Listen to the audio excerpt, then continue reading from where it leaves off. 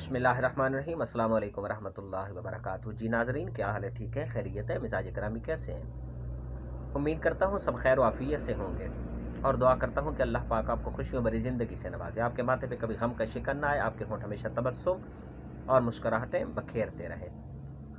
ناظرین کرام، آپ دیکھ رہے ہیں میرے یوٹیوب چینل فطرت انسانی۔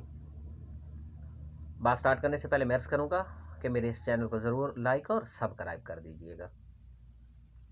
تو آئیے چلتے ہیں بات کی طرف۔ ناظرین کرام، ہماری جو ملک کی جو موجودہ صورتحال ہے نا، وہ ایک سمندر میں پھنسی کشتی سے مماثلت بہت زیادہ رکھتی جا رہی اور رکھے ہوئے ہے۔ وہ ایک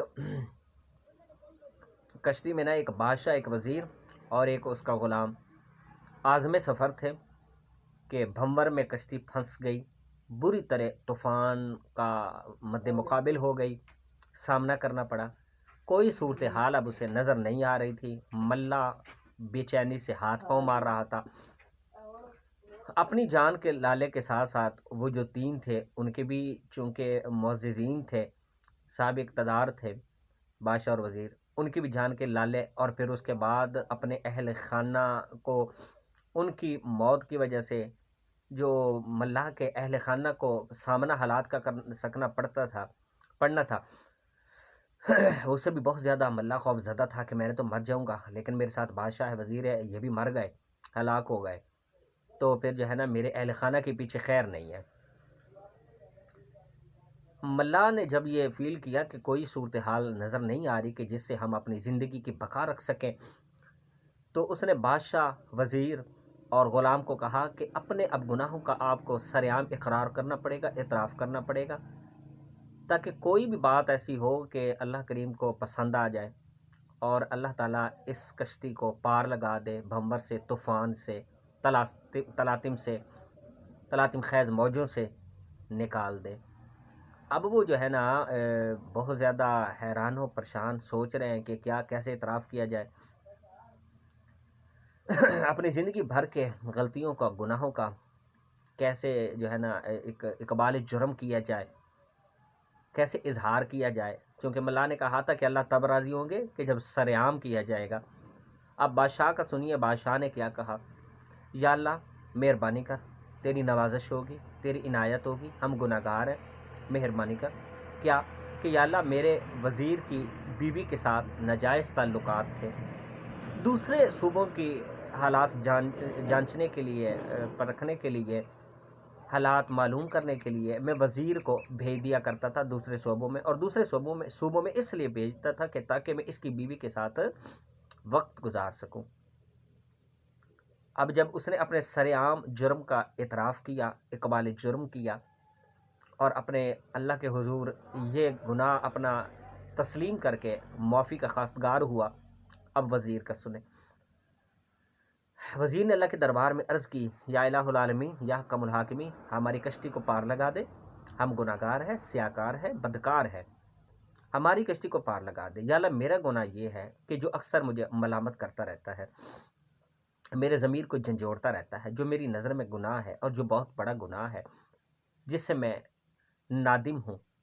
یا اللہ وہ یہ گناہ ہے کہ میں اپنے غلام کو گھر کے کاموں کے لیے کہیں دور بھیج دیا کرتا تھا، اس کی بیوی بھی میرے محل میں خادمہ کی حیثیت سے رہتی تھی اور نوکرانی کی حیثیت سے رہتی تھی، میرے اس کے ساتھ یعنی غلام کی بیوی کے ساتھ ناجائز تعلقات تھے۔ میں نے جب بھی غلام کی بیوی کے ساتھ وقت گزارنا ہوتا تو میں اس غلام کو کہیں دور کام پہ بھیج دیا کرتا تھا اور اپنا مطلب پورا کر لیا کرتا تھا، اپنی خواہش کی تکمیل کر لیا کرتا تھا۔ اب جب وزیر نے اپنے جرم کا اعتراف کیا، اقبال جرم کیا، اللہ کے حضور خواستگار ہوا کہ یا اللہ مجھے معافی دی جائے، میرے گناہ بخش دیا جائے اور ہماری کشتی کو پار لگا دیا جائے۔ اب تیسری باری جو تھی وہ غلام آ گیا، اللہ کے حضور میں عرض کرتا ہے: یا اللہ ایک ایسا گناہ کہ جو ہمیشہ میرے ضمیر کو ملامت کرتا رہتا ہے، میرا ضمیر مجھے جھنجھوڑتا رہتا ہے، یہ میری نظر میں بہت زیادہ گناہ ہے، میں اس گناہ سے تیرے حضور معافی چاہتا ہوں، ہمیں کامیاب کر دے اور موت کے چنگل سے ہمیں آزادی دے دے۔ اب اس کا گناہ سنیے وہ کون سا تھا۔ غلام کہنے لگا یا الہ العالمین، چونکہ شرط کہ سرعام اقرار کرنا گناہ کا۔ اچھا، اب اس نے عرض کی کہ یا الہ العالمین اللہ، یہ جو ہے بادشاہ اور وزیر جب جنگوں پہ نکلتے تھے، مہمات سر کرنے کے لیے نکلتے تھے، تو کبھی ملکہ بادشاہ کی بیوی یا کبھی وزیر کی اہلیہ، اس کی وائف مجھے بلا لیا کرتی تھی۔ محل کا میں اس دن خاص مہمان ہوا کرتا تھا۔ سب جب چلے جایا کرتے تھے تو میں محل میں ہی ہوا کرتا تھا۔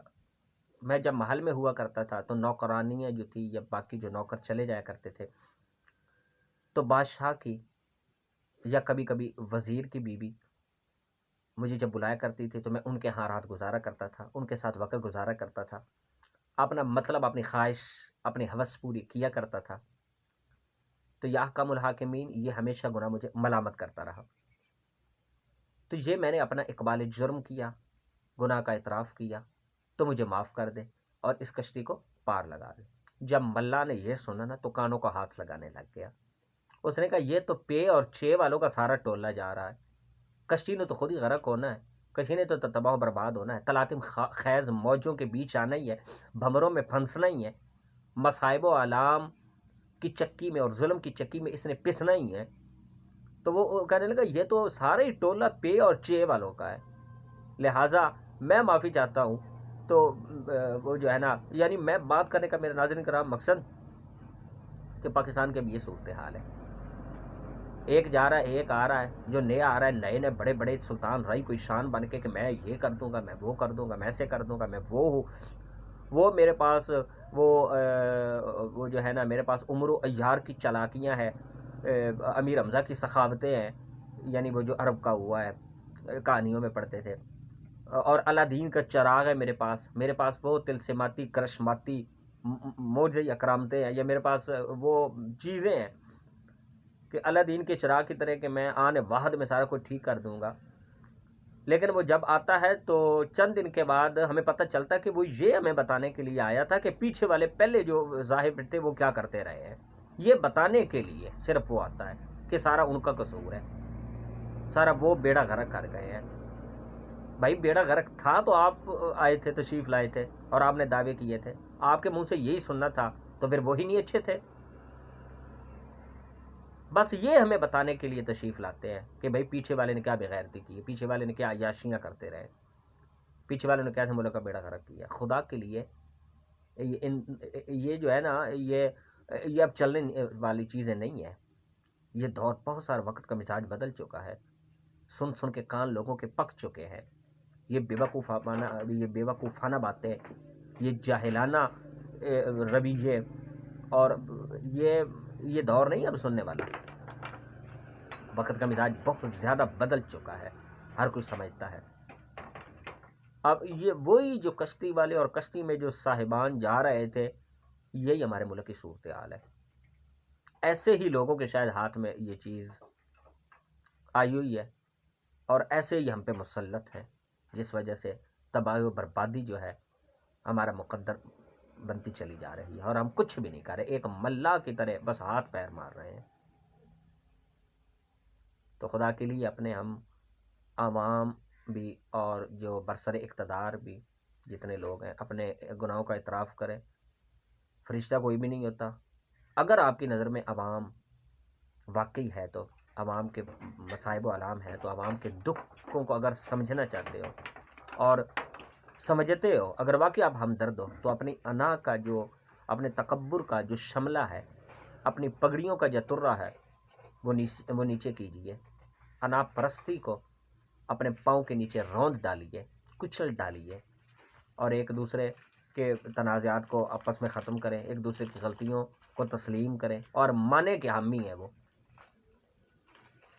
تاکہ ملک جو ہے نا صحیح زاویے پہ، ترقی کے زاویے پہ گامزن ہو سکے، ترقی کے شاہراہ پہ چل سکے۔ اور کوئی راستہ نہیں کہ آپ کو آپسی کی جو اختلافات ہیں ان کو بلانا پڑے گا، اور جو ایسے گناہ کہ جن تمام آپ کے انہی غلطیوں کی بدولت عوام کا یہ حشر ہو رہا ہے، یہ ستیہ ناش ہو رہا ہے۔ آپ تسلیم کرو گے تو سب کچھ مسائل حل ہوں گے، وگرنہ کبھی بھی امید نہیں کی جا سکتی۔ آپ وہ اعتراف کریں اور سرعام اعتراف کریں۔ السلام علیکم.